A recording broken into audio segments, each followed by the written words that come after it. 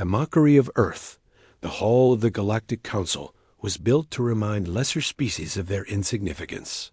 The chamber was colossal, an oval cavern lined with crystalline pillars that shimmered faintly with captured starlight. Each pillar was carved to resonate, amplifying the voices of the delegates until every word carried like thunder. Above, the vaulted ceiling glowed with living holograms maps of territories, fleets marked by color-coded insignias, economic flows drifting like glowing rivers of light. Every seat around the chamber was occupied by representatives of the most advanced civilizations of the galaxy. And in the center of it all, floating awkwardly, almost as if it didn't belong, was the symbol of Earth, a small, rotating blue sphere. It was dim compared to the others, pale, unimpressive, a speck of ocean and cloud surrounded by predators.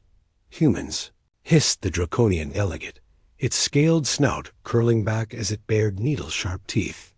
Its voice was a rasp of iron on stone, carrying through the chamber, always boasting of spirit, always clinging to their myths of resilience. Yet what do they offer? Nothing. No fleets worthy of recognition. No trade worth notice. A fledgling world clinging to scraps of technology we discarded before your species learned to kindle fire. The draconian's words dripped with contempt. Its wings, folded tight against its back, flared just enough to show off the hooked talons at their tips. The gesture was theatrical, designed for intimidation. The reaction was immediate. Laughter rippled through the chamber, low rumbling from the bear-like Groven, high-pitched clicking from the insectoid Thrall. Even the musical chimes of the Sharon. Humans were the favorite subject of ridicule in these halls. Always had been. At the human delegation's seat, only one figure stood. Commander Elias Cross, once a decorated soldier, now serving as humanity's unwilling voice, kept his jaw locked tight. His uniform was plain navy blue, worn at the edges. Compared to the jeweled robes and ceremonial armor of the other species, he looked painfully simple, even weak. But his eyes, gray and sharp, did not yield. Inside his sleeves, his hands curled into fists. He wanted to shout, to tell the Draconians exactly what he thought of their so-called superiority. He wanted to remind the galaxy that humanity had survived ice ages, plagues, global wars, and nearly destroyed itself more than once, yet still stood. He wanted to throw their arrogance back in their faces. Instead, he said nothing. Beside him, his closest ally shifted in her seat. Shrana, a tall Yalari with smooth violet skin and a delicate crown of bioluminescent crests along her temples, leaned close. Her voice, soft and melodic, brushed against his ear. They mean to provoke you. Don't give them the pleasure of anger. Silence is sharper than rage. Elias gave a slow nod, but his throat was tight. They don't respect us anyway. He muttered. Treya Escrest flickered uncertainly, glowing a pale blue that signaled worry in her species. The draconian delegate was not finished. It spread its arms wide, talons glinting under the crystalline light. When the frontier cries for protection, does Earth send ships? No. When supply lines falter, does Earth build fleets? No. When the fires of war spread, does Earth stand beside its allies? No. Your people hide in their little system, clutching relics of wars you barely survived. More laughter. More scorn. The humans were insects in the eyes of these empires, barely tolerated, occasionally pitied, often mocked. Finally, Elias spoke. His voice was low, almost calm, but it cut through the chamber. And yet, we endure. The laughter faltered for a moment, then rose again, harsher, crueler. Endure? The draconian snarled. Its scales rippled blood red, a display of dominance. When we descend on your fragile world, little human, you will not endure. You will vanish, without sound, without trace. The words landed like a blade against stone. The laughter died away. Even among the other delegates, unease stirred. The Draconians rarely spoke empty threats. They were expanding their empire, system by system, and no one dared challenge them. Not truly Dot, and now they had spoken their intention to devour Earth. Elias felt Trina's hand rush lightly against his arm. Her crest dimmed to a darker shade of blue. Her voice, though soft, was urgent. Do not answer. Not here. Not now. They want you to rise to the bait. Elias's jaw clenched so tightly, his teeth ached. He looked around the chamber. Dozens of alien eyes gazed back at him, some filled with dismissal, some with pity, but most with cold amusement. Not one looked at him with respect. He remembered the endless years of rebuilding after Earth's wars, the desperate push to leave the solar system when resources dwindled, the way the galaxy laughed when humans first applied for membership in the Council, the way every offer of cooperation, every attempt at diplomacy, was met with polite rejection or open mockery. Humans had been dismissed as dreamers, as children, as weak. They didn't see what lay beneath. They didn't see the ingenuity that had taken scraps of discarded alien tech and turned it into ships that could cross the stars. They didn't see the stubborn resilience that had dragged a broken species back from the brink. They didn't see the compassion that made humans fight for one another even when hope was gone. They didn't see Earth's heart, but they would. Elias lowered his gaze, as though cowed, as though beaten. He gave the Draconian exactly what it wanted, a look of silence, of retreat. He said nothing more as the council adjourned. The Draconian strutted out, wings dragging arrogantly across the floor. The insectoid delegates clicked to each other in mocking tones. Others ignored the humans completely. Trana lingered as Elias left the chamber, walking beside him through the golden-lit corridors of the council spire. You endure more than they know, she whispered, her crest glowing faint silver, the color of sincerity. But, Elias, tell me the truth. Do you truly have a fleet? Do you truly have something that can stop them? Elias's face was stone. He said nothing for several paces. Then he finally looked at her, his eyes cold, resolute. Earth has secrets. He turned away, leaving her frozen in place. And in that moment, a tremor of unease rippled through her. Because in all her years serving as a diplomat, she had never heard a human sound.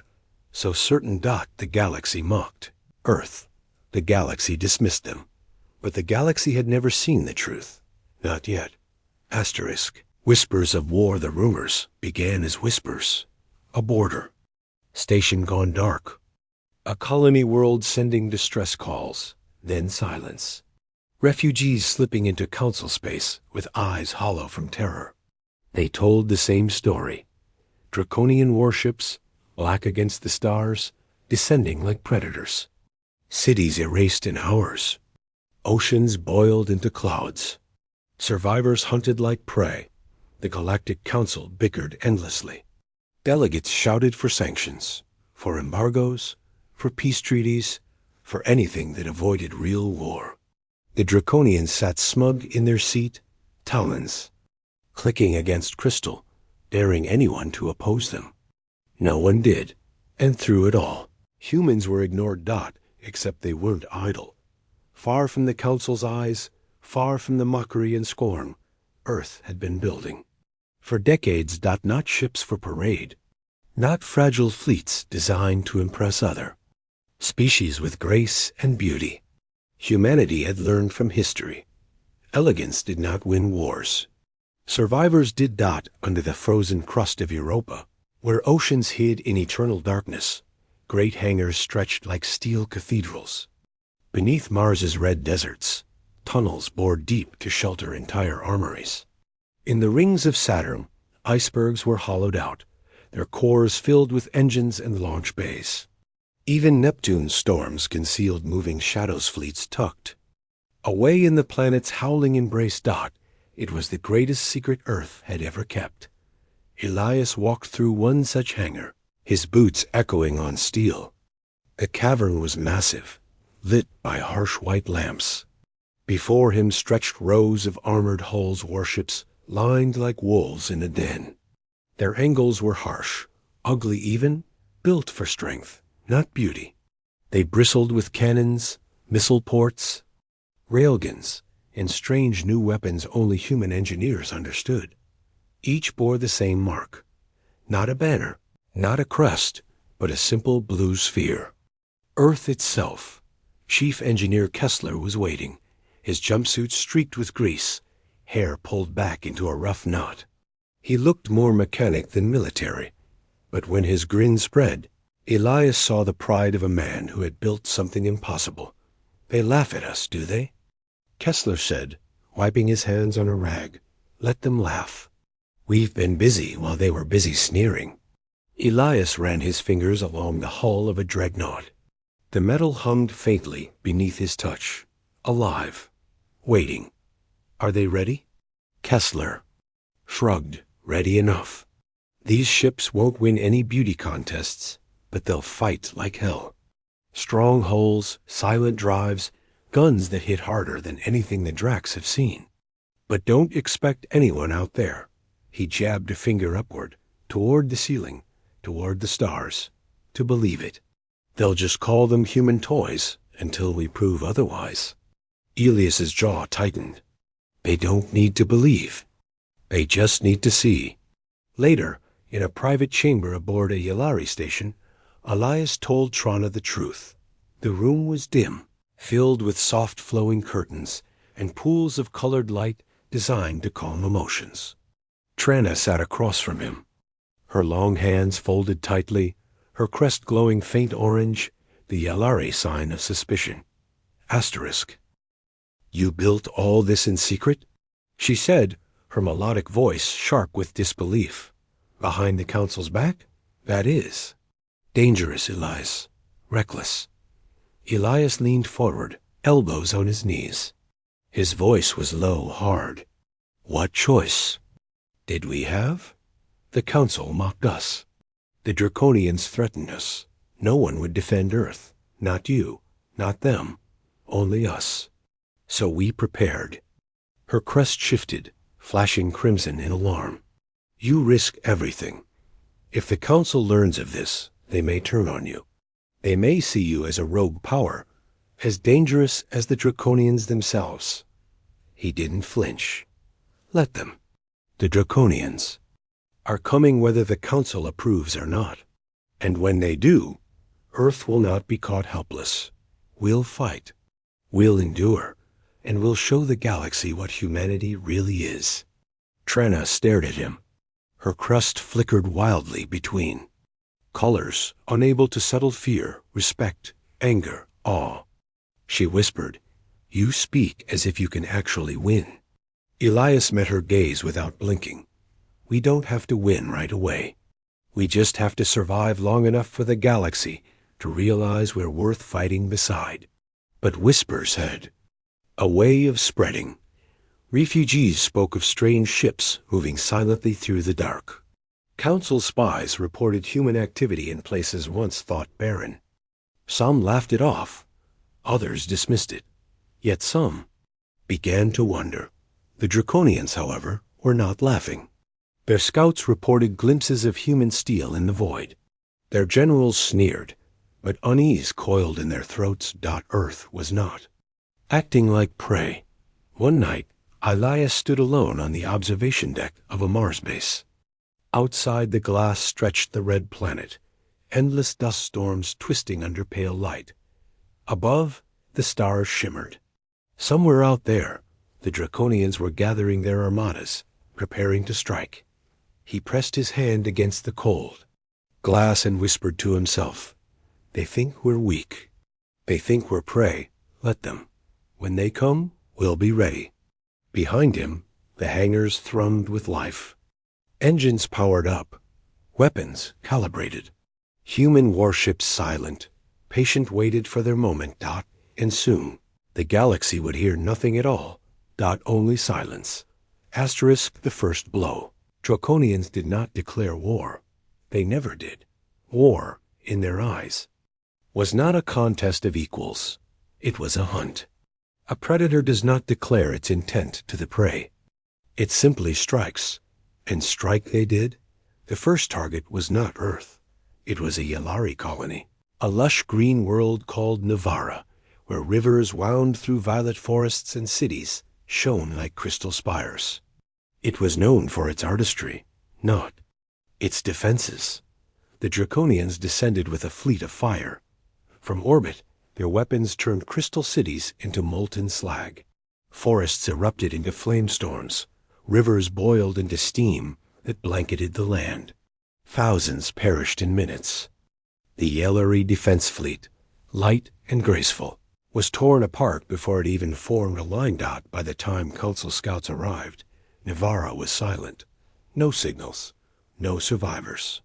Only smoldering ruins spinning in space. The news struck the Council like a blade. Delegates shouted over one another in the great chamber. "This is genocide," cried the Yalari, their voices trembling with rage and grief. "They will come for us next," shrieked the insectoid thrall. "We must sanction them," offered the cautious Sharon. "Sanctions?" The Draconian delegate hissed laughter through sharp teeth. "We will not be stopped by your weak words." Chaos erupted. Arguments, threats, empty promises. But Elias Cross did not wait for the Council's permission. In secret, the first armada of Earth launched. They emerged from the shadows of Neptune, from hidden shipyards buried under Mars, from silent hangars, carved into asteroids. Hundreds of ships, silent as predators in the dark. Their engines burned black, invisible to sensors built on centuries-old assumptions. To alien eyes, the void seemed empty. To human eyes, it was filled with steel and fire. Waiting to be unleashed, Elias stood on the bridge of the flagship Resolute. The ship was not elegant. Its lines were brutal, angles sharp, armor thick. Its crew of hundreds moved with calm purpose around him. Engineers checked power grids. Gunners whispered to one another as they calibrated weapons. Pilots traced patterns. In the void with steady hands, Kessler's voice crackled over comms from another vessel. "Engines green, weapons online." "Everything's quiet, Commander." Elias nodded. His face was hard stone, but his heart beat like thunder.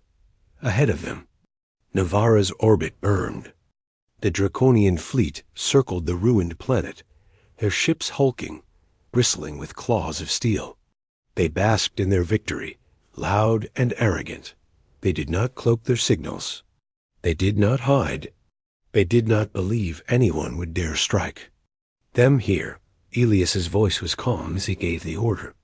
"Arm all batteries. Prepare to engage." The bridge fell silent, the crew holding their breath. "Engage," he said, and the void erupted. The human fleet surged forward, their drives silent, their weapons screaming. Railguns spat slugs the size of cars at near light speed, tearing through Draconian hulls like paper. Missile swarms streaked through the dark, weaving between enemy fire, detonating in blossoms of fire that shook the heavens. For the first time in living memory, Draconians bled in space. "Target down," shouted a gunner aboard the Resolute. Second warship crippled. Elias stood unflinching as explosions painted the dark. The Draconians scrambled, wings of steel thrashing as their ships tried to orient, to understand who attacked them. But they were too slow. Human ships vanished from their sensors, then reappeared behind them, weapons blazing. The silent drives confused every reading, every calculation. To the Draconians, it was as if ghosts stalked them in the void. A cruiser exploded, fragments scattering into the orbit of the dead Yalari world. A battleship screamed over comms before falling silent. Forever, the Draconians fought back, their weapons savage and brutal. But they fired at shadows, at decoys, at empty space. For every human vessel lost, 3 Draconian ships burned. The battle lasted less than an hour, and when the silence returned, The Draconian fleet was gone, shattered, erased. Not a single warship survived. The Yalari world below remained dead. But vengeance had come swifter than anyone dreamed. The galaxy trembled. News spread faster than fire. First came whispers. Draconian ships destroyed, fleets erased. Then came recordings, grainy, smuggled, undeniable. It was the humans. The humans, dismissed as weak, as helpless, had struck down a Draconian armada. And not with mercy, not with hesitation. They had struck, and they had erased. The council chambers erupted once more, but the laughter was gone. "This cannot be," cried the Groven. "The humans do not have this strength." "We saw it," said a Yalari delegate, voice shaking. "We saw their ships in the dark. They fight like demons."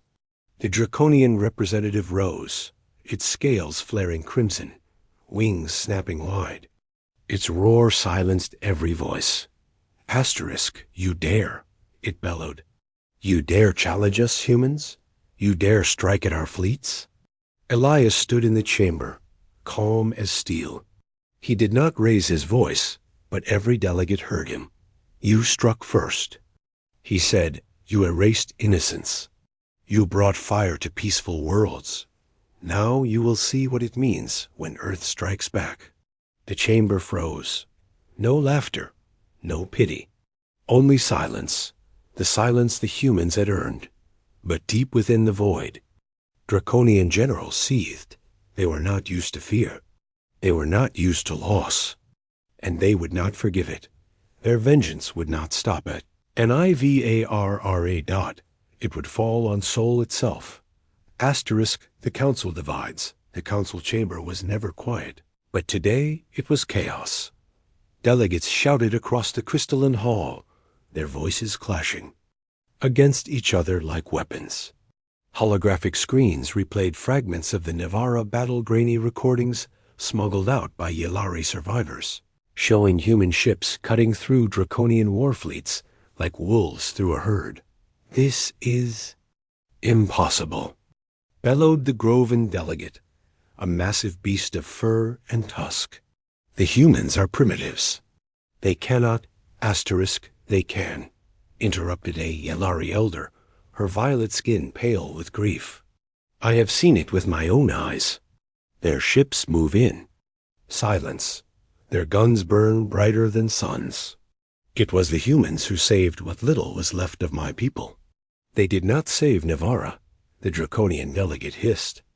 Its scales were a deep, pulsing crimson, a sign of fury so intense that nearby species shifted uneasily in their seats. "They desecrated the skies with their meddling. They dared strike at Draconian fleets. For that, they will be erased." The chamber rumbled with nervous whispers. Everyone had known the Draconians were ruthless. Everyone had feared them. But now, for the first time, they had been bloodied, and it was humans who had done it. Elias Cross stood alone at the center dais. His uniform was plain as ever, though his face bore the lines of sleepless nights. He let the noise wash over him without speaking. He had learned from soldiers and diplomats alike that patience often cut sharper than any blade. Finally, a Sharon. All glistening crystal skin and soft bell tones raised a hand. "Commander Cross, is it true? Did humanity build these fleets in secret? Did you withhold this from the council?" Every eye turned to Elias. He could feel Trana's gaze from the Yalari section.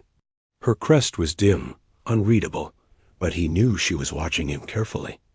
Elias spoke plainly, his voice carrying without need of amplification. "Yes, we built them. In silence. In shadows.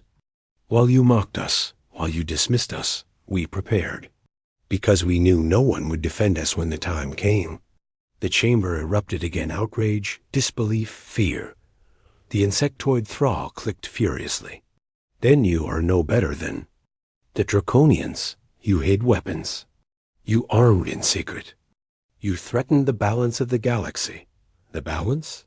Elias's voice rose. for the first time sharp as steel. What balance? While you bickered in this chamber, the Draconians slaughtered millions. While you argued about sanctions and trade, they turned cities into glass. And you did nothing. He pointed toward the towering Draconian representative, who loomed with wings half spread, eyes burning with hate. They thought Earth was prey. They thought we would vanish without a sound. But we showed them otherwise. We showed them humanity. Endures. The chamber fell into tense silence. Trana's crest glowed faint silver, the Yellery sign of truth. She rose, her voice clear and melodic. The humans are reckless, yes, but without them, the Draconians would remain unchallenged. I will not condemn them for saving what the Council refused to save. A few delegates murmured agreement. Others hissed in protest. The Council was fracturing. Some species whispered of alliance with Earth, desperate for protection. Others recoiled in fear, convinced humanity was now as dangerous as the Draconians themselves. And through it all, the Draconian delegate stood silent, trembling with contained fury. When it finally spoke, its voice was low and venomous. You? Think you have won, little ape? You think your crude machines can protect you? You have invited extinction? We will not rest until your skies are ashes, until your seas are blood, until your blue sphere hangs silent in the void. The chamber quaked with the weight of its vow. Elias did not flinch. Then come and see if Earth vanishes as easily as you dream. The Draconian snarled, wings snapping shut.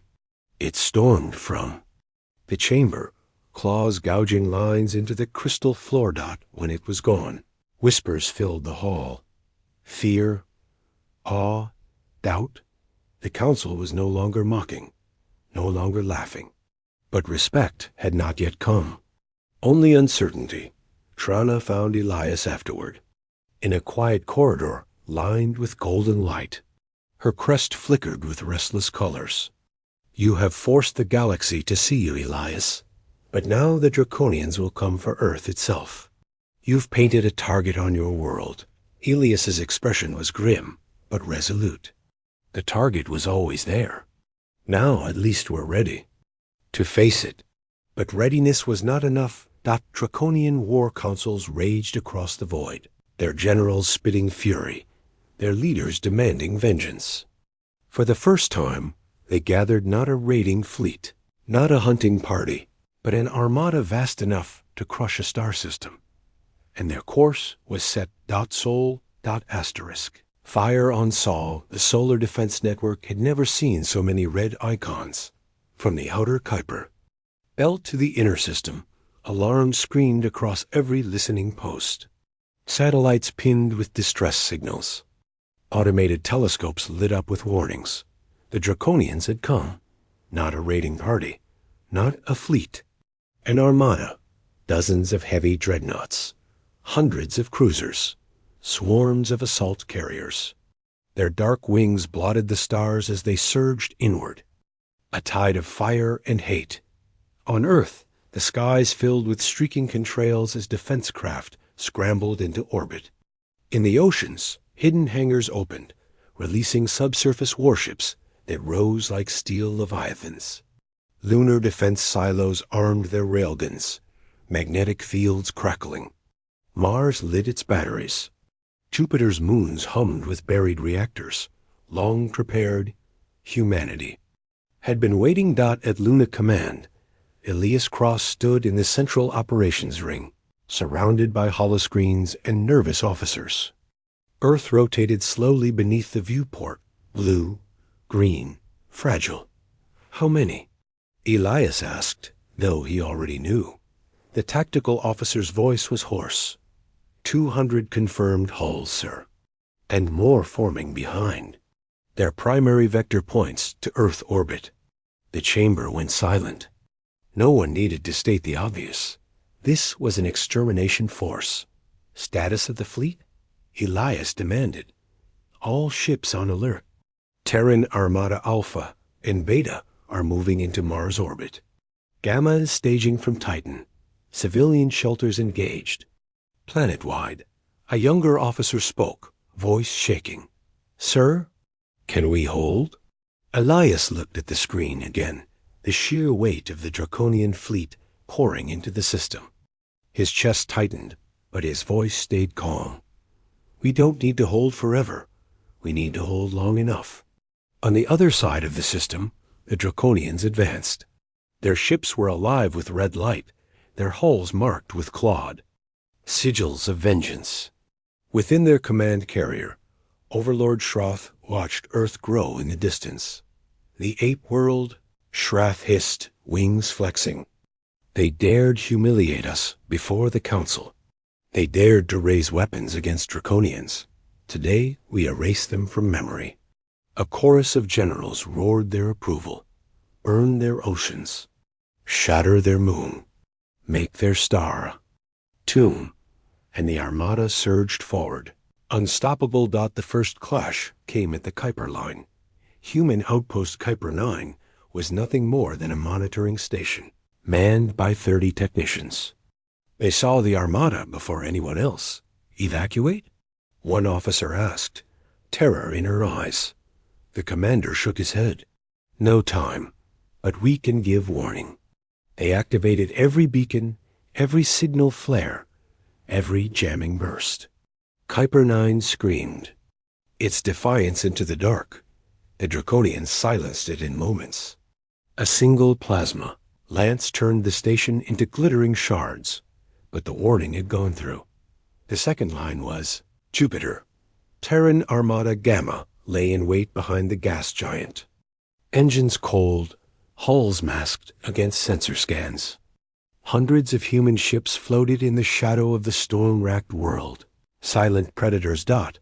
As the Draconian vanguard passed the orbit of Ganymede, Elias gave the order. Gamma fleet strike. The trap was sprung. Human cruisers roared from the shadow of Jupiter, railguns firing streams of molten metal. Torpedo clouds streaked across the void, splitting into swarms of smaller warheads. Carriers launched strike craft in tight, deadly packs. The Draconians reeled under the ambush. Dozens of their ships went dark, gutted by the surprise assault. For a moment, humanity tasted hope. But the Draconians did not falter with terrifying precision. Their formations reoriented. Dreadnoughts turned broadside, unleashing rivers of plasma. Fighters swarmed like hornets, cutting into human wings. A human destroyer erupted in a white flash. Another tore in half under clawed boarding. Craft, the space above Europa, filled with wreckage and fire. Hold the line. Gamma Fleet's admiral shouted, but static drowned her last words as her flagship detonated. The trap had bloodied the Draconians, but not stopped them. Asterisk on Luna, reports poured in. Losses mounting. Ships gone. Civilian transports destroyed in crossfire. Elias's knuckles whitened on the console. He turned to the holoscreen where Trene's face flickered in. She was aboard a Yalari relief vessel stationed near Mars to assist evacuations. "Elias," she said, voice tight, "your fleets fight bravely, but they cannot stand forever." "I know." His eyes flicked to Earth, hanging fragile and bright. Beyond the viewport. But we don't need forever. We just need the right moment. What moment? The one they'll never see coming. The Draconians broke through Jupiter. They left wreckage in their wake-burning hulks of Terran. Ships, shattered moons scarred by weapons fire. But they had paid in blood. Hundreds of their own ships smoldered, venting fire into the void, and still they pressed on, toward Earth. Toward Sol itself, Mars orbit, Beta Fleet engaged. The battle raged above the red world, its thin atmosphere glowing with the light of burning wrecks. Colonists sheltered underground, listening to the thunder that rolled across the sky. Human ships fought like wolves, darting, striking, vanishing. But numbers told the truth. For every Draconian that fell, 2 more pressed in. Elias ordered Alpha Fleet forward. The last great armada of Earth surged from Luna, engines blazing. Thousands of ships joined the fray, every hull that humanity had. Hidden for this day, the void between Earth and Mars became a storm. Weapons fire lit space brighter than any star. Hulls split open, air venting in silent screams. Strike craft clashed like swarms of fireflies. And still, Earth spun below, silent, waiting. Asterisk in the chaos. The Draconian command carrier advanced. Overlord Shrath watched human ships swarm and die, claws flexing with anticipation. Soon, he hissed. Soon we strike the planet itself. But as the carrier crossed the asteroid belt, hidden structures came alive. Elias's final card, buried within asteroids, disguised as rock, slept the Aegis-lined massive rail platforms the size of skyscrapers. Weapons forged in Earth's deepest vaults, silent for decades. At Elias's command, they awoke. The asteroid field erupted. Dozens of supermass drivers opened fire at once, hurling projectiles the size of skyscrapers at near-light speed. The first barrage tore through Draconian cruisers as though they were paper. Entire wings vanished in flashes of light. Caesar Wrath snarled, wings flaring. Destroy them. But the Aegis line kept firing. Rock turned to fire. Space filled with deadly trails. The Draconian Armada staggered under the blow. For the first time, they hesitated. On Luna, silence filled command. Officers stared at the screens, wide-eyed, as enemy icons flickered and vanished. Asterisk. We broke them, one whispered. By the stars, we broke them. But Elias's expression stayed grim. Not yet. They'll adapt. They'll come harder. The Overlord won't retreat. He turned back to the fleet channels. His voice cut, clear and steady through the chaos. All ships hold fast. Earth stands behind us. Humanity stands behind us. And if we fall, then the galaxy will know that we fell fighting. Cheers answered across the comms. Even in fear, even in the shadow of annihilation, humanity's defiance rang strong. And the Draconians surged once more. Asterisk. The silent arsenal Earth hung in the dark like a jewel. Blue oceans, white clouds, the green scars of continents. And over it all shadows. The Draconian Armada swarmed forward, blotting the stars, thousands of wings of fire, engines glowing like a false dawn. Their plasma cannons shimmered, hungry. For the planet below. From the command bridge of the Overlord's carrier, Shrath's jaws spread in a cruel smile. At last, the ape world ended. On Luna, command was chaos. Red alerts covered every console. Fleet icons blinked out one by one. Earth's defenses trembled under the weight of the incoming storm. An officer shouted across the din. Enemy vanguard. Crossing geosynchronous orbit. Earth orbital stations under direct fire. Elias Cross stood at the center, rigid, pale, but unbroken. His voice carried calm authority above the fear. Activate Curtain Protocol. Every officer froze. Curtain Protocol was myth. Whispers. A last line of defense so terrible, even Terran admirals spoke of it in hushed tones. The commander repeated, louder. Activate Curtain Protocol. Now. High above Earth, orbital platforms unfolded. For decades, they had disguised themselves as communications arrays and weather stations. In truth, they were rail lance silos, each holding a weapon so powerful it could pierce a planet's crust. Their targeting arrays rotated. Magnetic fields screamed. And then silence docked to the naked eye. Nothing happened. No flash, no thunder. Only darkness. But Draconian ships began to die. One by one their dreadnoughts. Split apart clean lines cut straight through their armored hulls. Cruisers folded in half, gutted without a sound. Carriers collapsed as if an invisible blade had. Sheared through their cores. The galaxy had never seen such weapons. Kinetic lances invisible to the eye, striking faster than light. They left no trail, no warning. Only absence. Draconians screamed over their comms. What is this? Where are they firing from? They could not fight what they could not see. **. Earth, civilians huddled in bunkers as the ground rumbled. Some prayed, some wept. But when the news spread enemy ships falling without fire, they lifted their heads. Hope stirred. Humans did this, one mother whispered to her child. Our people, our world. In orbit, Trana-S relief vessel dodged wreckage as draconian hulks fell burning toward the atmosphere. She watched in awe. Elias, she whispered across the comms. Your species? You hid this power for decades? Elias's voice came back low, steady. We prayed we'd never use it, but they left us no choice. The battle shifted. Draconians tried to scatter, to spread out, to make the invisible lances miss. But Earth's defense, I adapted, tracking every trajectory, predicting every movement. More ships vanished into silent oblivion.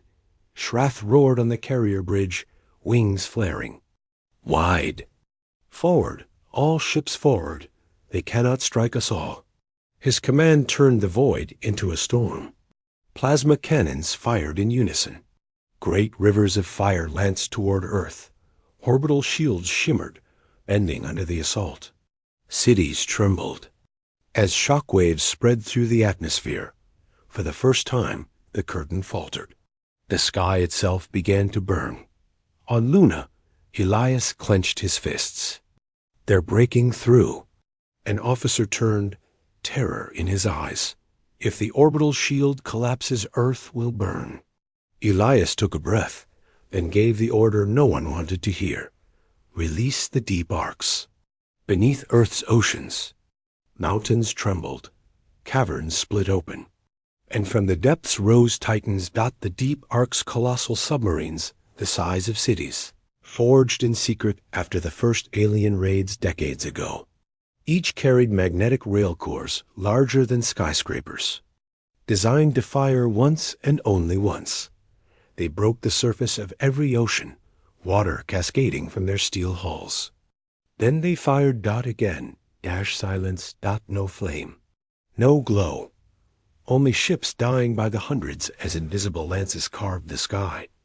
Entire wings of the draconian fleet folded in an instant, shredded by kinetic firepower unleashed from the oceans themselves. It was as if Earth itself had awakened and struck back. On the command carrier, silence fell. Generals stared, wide-eyed, as icons of their fleet winked out. Overlord Shrath's jaw trembled with rage. Impossible. This world was primitive, dirt and wood and stone. How? No one answered. They only watched their armada vanish. Back. On Luna, command erupted in cheers. Officers wept openly, embracing each other. Across Earth, civilians emerged from bunkers to see the night sky lit with falling wreckage. Children pointed at burning trails, shouting, "We're winning!" But Elias did not celebrate. His eyes stayed locked on one red icon that still burned strong, the draconian command carrier. The Overlord had not retreated. He was driving his flagship straight toward Earth. Open every channel. Elias ordered. The comms officer nodded. Channel open. Elias leaned forward, speaking not just to Earth, but to the enemy. This is Elias Cross of Earth Command. You came to end us, but you found something you cannot understand. Humanity does not break. Humanity does not bow. You mocked us, and now you learn the cost. His voice echoed across the system. Civilians, soldiers, aliens alike heard the defiance. On the draconian bridge, Shrath hissed. Ape words, empty. But even he felt it, the tremor of fear spreading among his crew. The draconian carrier descended into low orbit, plasma cannons charging for one final strike. The last survivors of their fleet gathered around it in a desperate spearhead, determined to carve Earth apart. And then Earth itself answered. From mountain ranges, from desert silos, from hidden bunkers across the globe, the silent arsenal awoke. Weapons buried for centuries, built in secret, guarded in silence, all fired at once. And the sky broke. Thousands of invisible lances converged on the draconian carrier. Its shield screamed, overloaded, split. Armor crumpled. Hulls peeled back. Fire erupted from within. The Overlord's roar echoed through every come furious, defiant, endless. Then it ended.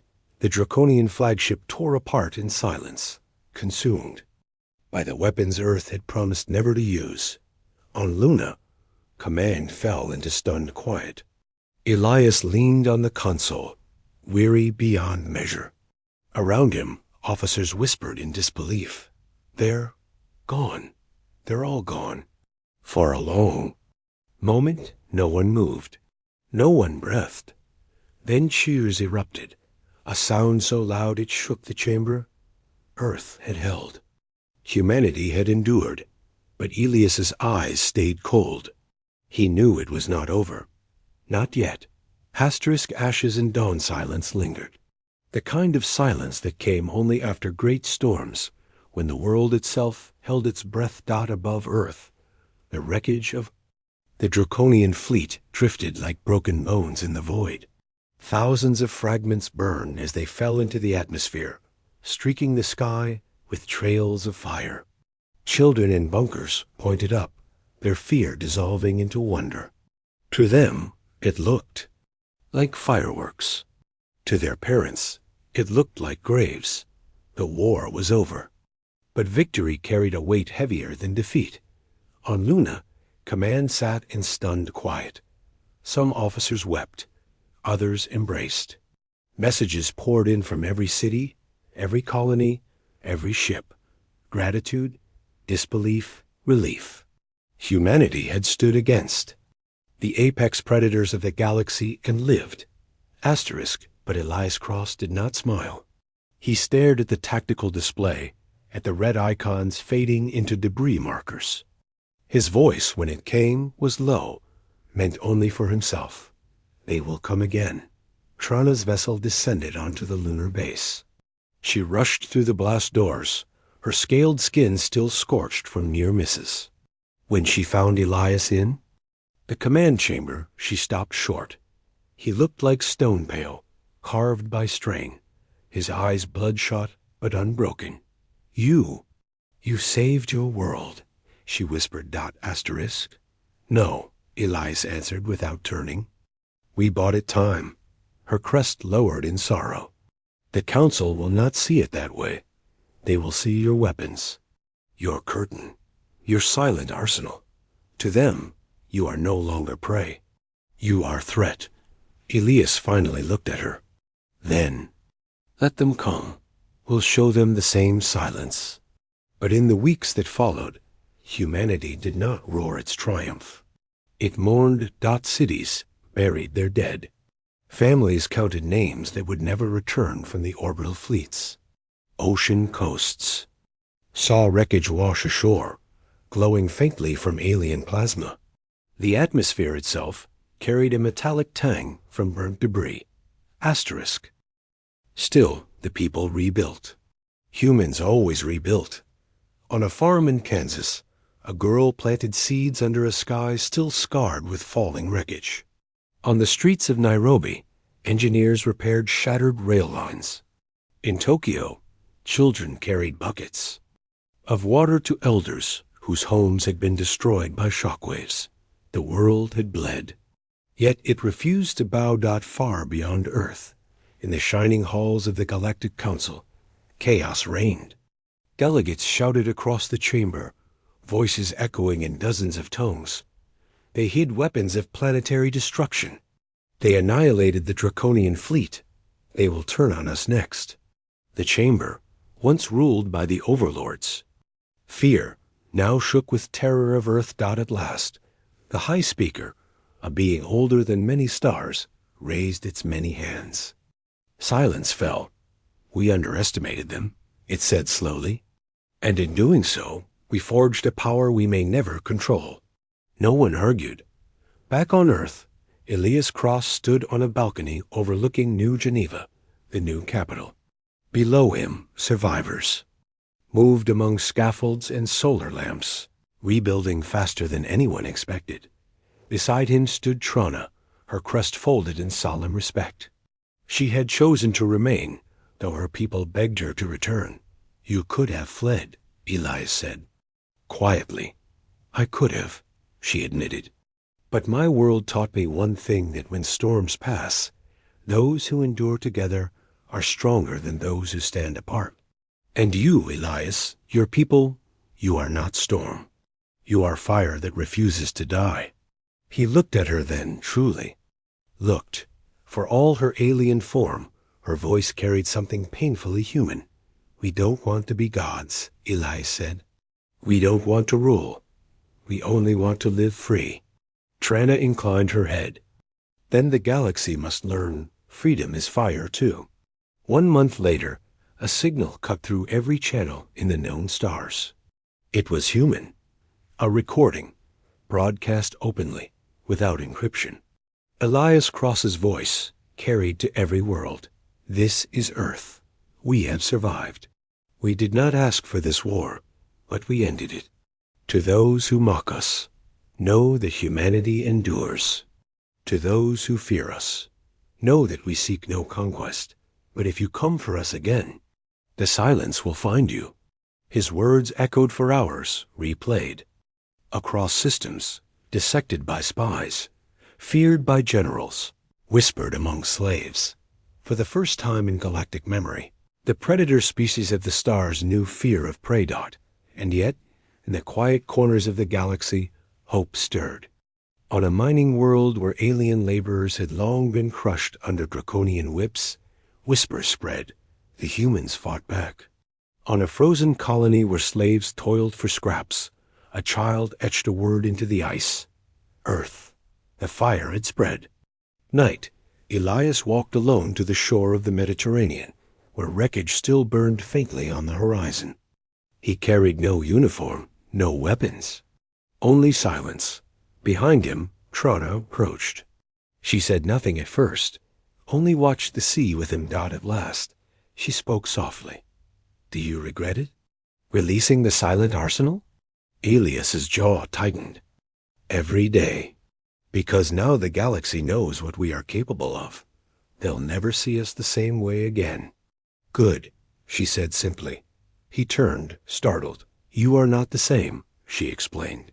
"You proved that prey can become predator, that even the weak can burn the strong. The galaxy needs to see it, needs to believe it, or nothing will ever change." He looked back at the sea, where a draconian hull fragment glowed faintly in the waves. And for the first time since the war, he allowed himself a small, tired smile, then let them watch. The stars above glittered, silent, endless, waiting. Humanity had survived the draconian storm. But survival was only the beginning. And in the vast dark between worlds, whispers already stirred of empires trembling, of rebellions rising, of hunters who feared the fire of Earth. The galaxy had mocked humanity. The galaxy had underestimated them. And now, the galaxy would never forget.